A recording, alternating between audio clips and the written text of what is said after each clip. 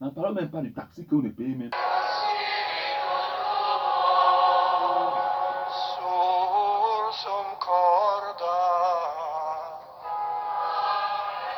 Au nom du Père, et du Fils et du Saint-Esprit. Amen.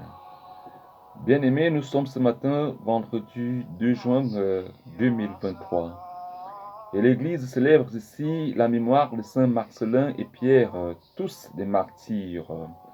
Les textes qui nous sont proposés ce matin, le livre de Ben Sirac le Sage, chapitre 44, versets 1, 9, 13.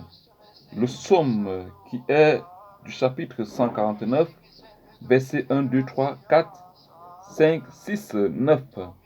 L'évangile de ce matin nous est proposé du Saint Marc, chapitre 11, versets 11 à 25. Bien-aimés, avant le début de notre méditation, tous ensemble, nous allons nous unir dans la prière pour que l'Esprit Saint puisse davantage nous éclairer tout au long de cette édification. Prions. Faites que Seigneur, en ce jour où nous célébrons ici la mémoire de Saint Marcellin et Pierre, tous martyrs, tu accordes à chacun de nous la grâce de la connaissance. Et cette grâce soit issue, Seigneur, de la connaissance soit issue de ces dons du Saint-Esprit. Et que chacun de nous puisse, Seigneur, se servir de ces mêmes dons, parce que tu es le seul Dieu qui vit et qui règne dans les siècles des siècles. Amen.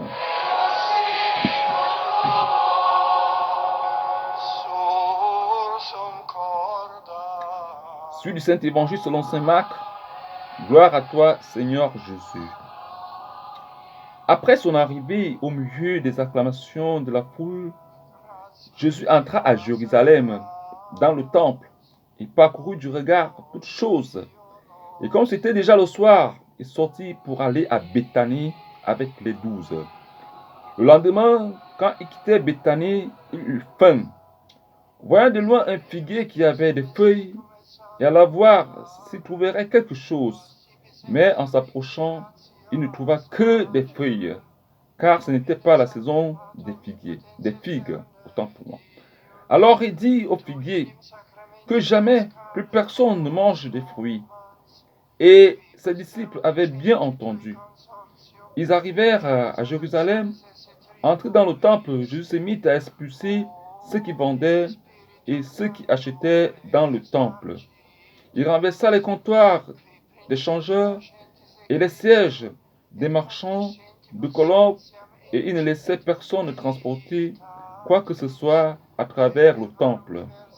Il enseignait et il déclarait aux gens, l'Écriture ne dit pas, ma maison sera appelée maison de prière pour toutes les nations. Or, vous en avez fait une caverne de bandits.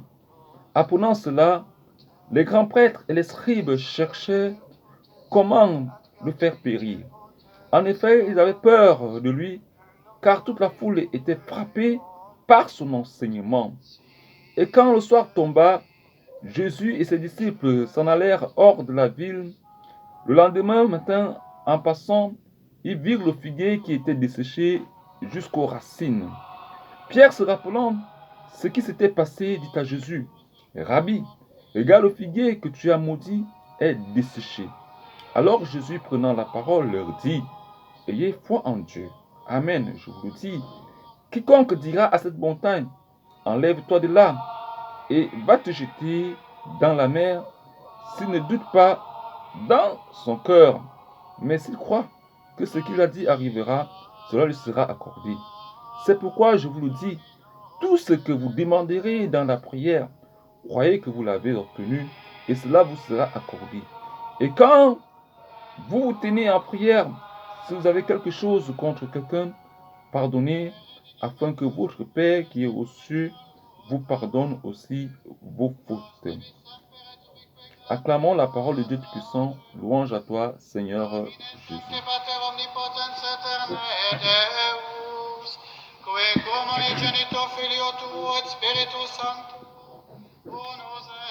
Bien-aimés dans le Seigneur, une fois de plus, la paix de notre Seigneur Jésus-Christ soit toujours avec vous. Ce matin, nous méditons dans les textes qui nous sont proposés par la Sainte Église. Et nous allons beaucoup accentuer notre méditation sur l'évangéliste Saint Marc, qui nous retrace ici le cheminement de Jésus dans sa pastorale. Jésus, comme vous le constatez, arrive à Jérusalem. De Jérusalem, il s'en va à Béthanie. Et tout au long de sa pastorale, le gars a faim. Il faut que je vous le dise. Jésus a faim. Qui peut se retenir? Qui peut se contenir face à la famine? Même quand on jeûne, c'est difficile, n'est-ce pas? Mais Jésus a faim. Alors Jésus s'aperçoit que dans l'environnement, dans les alentours, il y a un figuier. Il se rapproche de ce figuier dans l'espoir de se nourrir des fruits, des feuilles de ce figuier, des fruits autant pour moi de ce figuier. Mais alors le gars est dessus. Il est dessus. Pourquoi? Parce que le figuier n'a pas produit.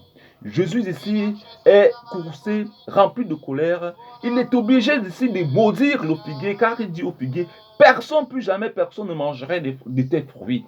Alors bien aimé, j'aimerais que nous puissions un peu tirer quelques enseignements à partir de ce petit paragraphe-là. Nous avons constaté que nous avons parfois l'impression de négliger les serviteurs de Dieu qui vous rendent visite.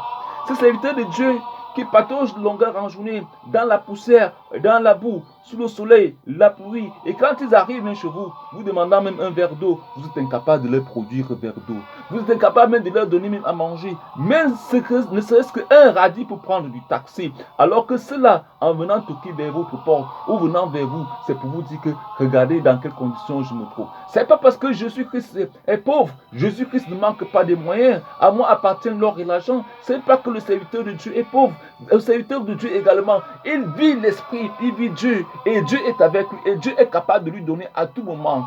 Et c'est pour ça, quand il vient même vers vous, c'est parce que Dieu vous a utilisé comme des pierres. Je veux dire, Dieu vous a utilisé pour que vous soyez à la suite de les aider, de les soutenir, même dans leur ministère, ce que nous ne faisons pas. Et alors, nous devions, ce que je vais vous rappeler, nous devions avoir peur de la malédiction, parce que Jésus le dit même encore dans l'Écriture, je crois, de Marc.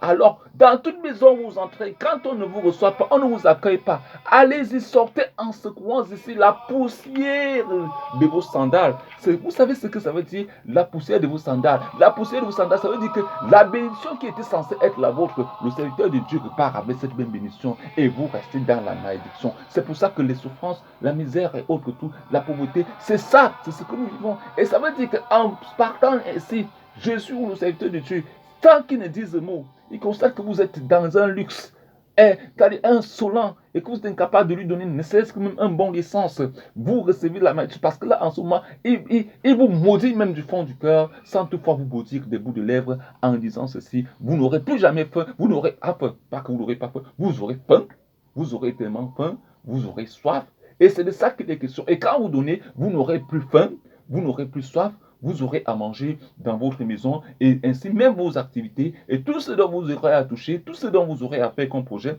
ceci va marcher. Comme à la suite même de cette même méditation, alors que Jésus venait de maudire le figuier, il va arriver à Jérusalem, entrer dans le temple. Jésus va constater que la maison de Dieu, le temple qui est réservé pour la prière, où les uns et les autres doivent se prosterner, consacrés au service de Dieu. Les gardes ici, qu'est-ce qu'ils font? Ils sont en train de tout vendre. Des comptoirs par ici, par là, des échanges par ici, par là, comme nous allez un peu dans des marchés. Regardez comme ça se passe dans des marchés. Donc ici, on a transformé la maison de Dieu à un très grand marché, à un supermarché, à des grands, je dirais même encore, des grands marchés où des uns et des autres vont se ravitailler. Et c'est ça au jour d'aujourd'hui, l'église dans laquelle nous nous retrouvons. On ne vient plus pour prier, on vient tout simplement parce qu'on vient piller les serviteurs de Dieu. On se dit que le serviteur de Dieu a une grâce, il faudrait qu'on puisse voler cette grâce parce qu'il va vous imposer les mains. Ah oui, il peut le faire, mais en retour, comment? C'est de ça qu'il est question. Et même dans l'église au jour d'aujourd'hui, nous avons constaté que la simonie, ça veut dire quoi? La vente des sacrements. Aujourd'hui, des prêtres ne célèbrent plus des mariages sans qu'on ne puisse leur donner un cachet de 1 million de francs. Les sacrements de baptême qui s'élèvent dans les 250 000 francs. Les sacrements d'Eucharistie qui s'élèvent dans les 500 000 francs. La confirmation des enveloppes ici par là. Non! La maison de Dieu n'est pas ici une maison de commerce. La maison de Dieu, c'est une maison où tous les bandits doivent sortir. Et c'est ça dont les prêtres que nous sommes aujourd'hui, les prêtres Saint-Padre-Pio, c'est pour chasser les bandits qui se trouvent, qui se réfugient dans la maison de Dieu. Car nous sommes remplis de soutanes, bon, nous sommes habillés des vêtements de luxe.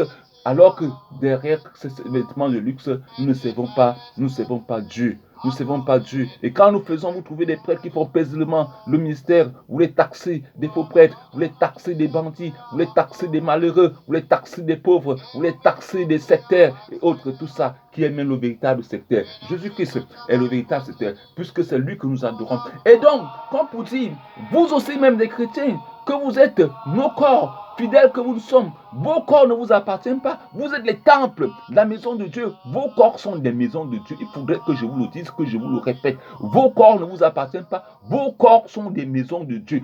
Dieu habite à vous parce que c'est le temple de l'Esprit Saint. Mais alors aujourd'hui, nous avons transformé les maisons, c'est-à-dire que nos corps qui sont les maisons de Dieu, en demeure de prostitution. On se retrouve rue de la Joie, on se retrouve en Vauby, on se retrouve à Minifem, vendre le pistache, vendre le piment, et ainsi boire de la bière en longueur de journée, la possession par ici, par là. Voilà les grands bandits qui sont là. Le péché, la débauche, la sorcellerie, l'envie, la haine, la prostitution. Nous sommes là pour vous chasser au nom de Jésus-Christ. C'est ça la mission du Christ. Un vrai prêtre, un vrai serviteur de Dieu doit incarner le Christ ici et vivre même à la suite de, la miséricorde qui aime bien châtier. Hein. C'est de ça même que Ben Sirac vit la miséricorde, il parle de la miséricorde. Ainsi donc, à la suite de ceci, à la suite de ces mêmes évangiles, le Christ, parce qu'ayant déjà maudit le figuier, les apôtres se rendent compte que Jésus a maudit le figuier. Alors, quelque part, ils disent, mais ils rappellent Jésus, nous sommes passés ici, voilà le figuier qui a séché. Jésus dit, je vous ai dit de croire et d'avoir la foi. Tout ce que vous demanderez à Dieu, bien aimé, demandez à Dieu. Demandez à Dieu et il vous le donnera. Et ayez la foi, une foi sincère, j'ai dit une foi sincère et une foi radicale. Et dit, vous êtes capable de demander, de soulever une montagne, de touriser cette montagne. Donc, c'est-à-dire que le mur qui bloque votre étoile, le mur qui détruit, je veux dire que le mur que les sorciers, les prisons sataniques dans lesquelles les sorciers vous ont gardé, ils vous ont emprisonné, ils vous ont dit que vous ne serez rien. Bien aimé, quand tu te mets à genoux là, dans la maison de Dieu, là où il y a l'Esprit Saint, tu demandes avec foi, crois que tu as reçu. C'est ainsi donc maintenant l'exhortation que Jésus rapporte, hein, Jésus rappelle ici aux disciples qui peut-être quelque part ne croyaient pas, mais à la suite, le matin, constate que le figuier est sec, le figuier est mort totalement. Bien aimé, comme pour dire, à la suite de ces mêmes méditations, nous devions être des créatures sincères et savoir demander à Dieu pour recevoir, il faut savoir pardonner. Ça, c'est la suite de la conclusion de l'évangile de ce matin. Savoir pardonner, être un humble, une créature, et je vais dire être une créature humble, remplie de miséricorde, pour accorder la miséricorde aussi à ceux qui t'ont offensé. Apprenez à pardonner et à la suite du pardon, demandez à Dieu ce dont vous aurez besoin. Vivez la sanctification parce que vos corps ne vous appartiennent pas. Vos corps sont les temples du Saint-Esprit et vous serez bénis par le Christ notre Dieu. Ainsi donc, voilà ce que l'Esprit Saint a voulu que nous puissions partager ce matin avec vous. Loué soit Jésus-Christ.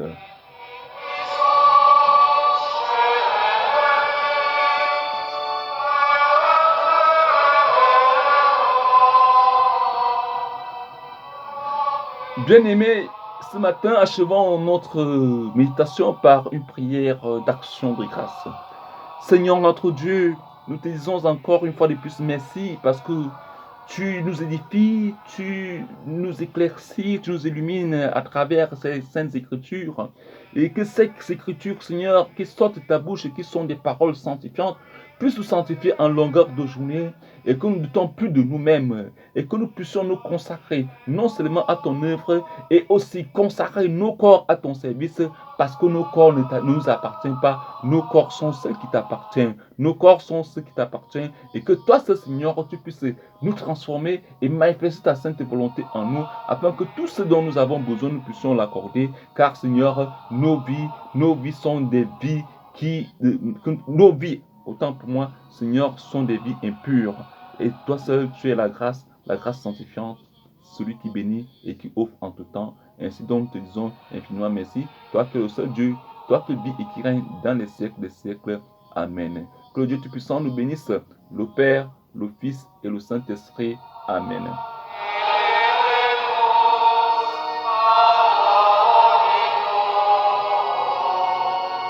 Grazie a